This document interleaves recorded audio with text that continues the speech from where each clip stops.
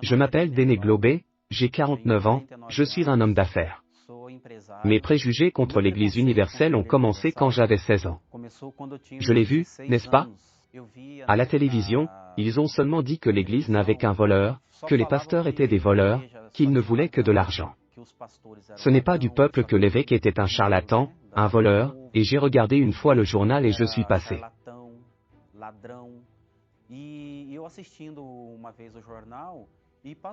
Droite, simultané. Il collecte ce sac d'argent, n'est-ce pas? Et cela m'a beaucoup taché les yeux. Je suis resté, encore plus mes préjugés contre l'Église ont grandi, non? Et j'ai souffert et j'ai voulu trouver une solution, je ne pouvais pas regarder là-bas parce que j'avais le préjugé que si j'allais là-bas dans l'Église, je serais aussi volé. Et à ce moment-là, ma vie a été complètement détruite. J'ai grandi dans un foyer brisé, ma mère a bu, ma mère a fumé, j'ai grandi sans mon père, n'est-ce pas? Il n'avait pas de figure paternelle. De mon côté, j'étais un junkie, j'étais alcoolique. J'ai fumé. Ouais, j'ai pu manger de la malbouffe parce que je n'avais rien chez moi. Je n'avais pas de travail, donc ma vie a été complètement détruite. Mon fond était que j'ai subi une déception amoureuse. Et alors? Parce que j'ai souffert de cette déception amoureuse, je suis venu avoir, n'est-ce pas? Donc, à un moment de ma vie, 5 copines à la fois pour combler ce vide pour moi. Je pensais que c'était la solution, n'est-ce pas? Car, à cette déception, au vide que j'avais, à la tristesse, à cette angoisse en moi, c'est comme ça que je suis arrivé, que je me suis retrouvé au plus bas, une personne sans raison de vivre sans.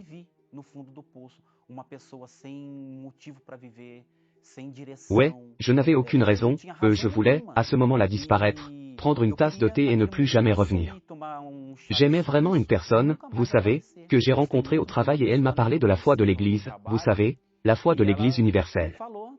Et moi, à ce moment-là, aujourd'hui, j'ai déjà dit comme, non, pour l'amour de Dieu, cela devait venir de l'Église universelle, vous deviez être tant d'autres églises, n'est-ce pas? Il fallait que ce soit universel, alors elle a lancé un défi. Oui, pourquoi ne le faites-vous pas? Ce qui suit vaut pour une semaine, si pendant cette semaine vous ne trouvez pas ce que vous cherchez, vous n'avez plus jamais besoin de mettre les pieds dans l'église universelle ou de passer sur le trottoir où vous avez une église universelle. Et je l'ai relevé et j'ai accepté le défi et j'ai dit, si vraiment Dieu est dans l'église universelle, alors il va devoir se montrer dans ma vie dès le premier moment où j'ai marché sur mes pieds. Dans la réunion, tout ce dont le pasteur parlait là-haut sur l'autel, il semblait qu'il me parlait directement. Il semblait que j'étais la seule personne qui était assise dans cette église, dans ce banc et quand il m'a dit de fermer l'œil, j'ai fermé mon ongle et gardé l'autre ouvert, n'est-ce pas? Avec suspicion. Je n'ai pas pris mon portefeuille parce que François, si je prends mon portefeuille, tu l'as volé, puis j'ai laissé mon portefeuille à la maison et tous ces préjugés, je me suis assis sur le dernier banc de l'église. Et dès ce premier instant, j'ai vu Dieu me parler là-bas clairement, c'était avec moi que Dieu parlait et ces paroles que Dieu disait à travers celles du pasteur. Cela a attiré mon attention, m'a fait voir que j'avais reçu d'autres personnes auparavant, non. Les fausses nouvelles, les fausses nouvelles, c'était des mensonges, donc j'ai été trompé par des trompeurs et ce que je cherchais, je l'ai trouvé à ce moment-là, puis j'ai commencé là, du premier instant à.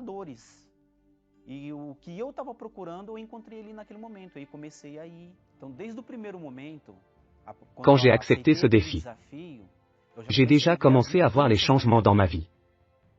En buvant, j'ai fumé, puis j'ai arrêté de boire. Je ne fumais plus, mais j'ai commencé à être dégoûté, n'est-ce pas? De la cigarette. Dégoût de la boisson. Ma vie financière a commencé à être stable. Je n'ai arrêté aucun emploi. J'ai déjà commencé à avoir plus de stabilité, d'emploi et quand j'ai entendu parler du Saint-Esprit, alors j'ai commencé à chercher de plus en plus. J'ai commencé à jeûner de plus en plus. J'ai commencé à méditer sur la parole de Dieu. Une chose que je n'ai pas faite, j'ai compris que pour moi, ayant le Saint-Esprit je devais être bien, en communion avec Dieu, ma foi devait être connectée à Dieu et à travers, n'est-ce pas? De jeûne de prière. J'ai été baptisé du Saint-Esprit et aujourd'hui,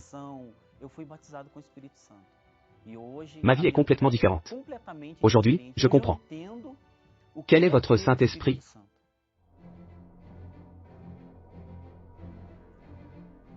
Aujourd'hui, avec le Saint-Esprit, j'ai la paix.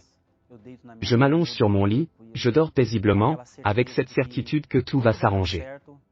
Je peux traverser des luttes, beaucoup de guerres, mais la certitude en moi, que tout fonctionnera avec la force que le Saint-Esprit me donne, cela n'a pas de prix. Aujourd'hui, cette personne qui a fait le défi avec moi fera 10 ans que nous sommes mariés, nous sommes heureux, nous vivons comme on dit, en pleine lune de miel jusqu'à aujourd'hui nous sommes fermes dans la foi. Ensemble, n'est-ce pas? Travaillant dans l'œuvre de Dieu, nous sommes les travailleurs de la jeune force. Nous travaillons avec des jeunes qui ont des problèmes avec ce que j'ai vécu. Oui, beaucoup d'entre eux ont des problèmes. C'est similaire aux problèmes que j'avais auparavant.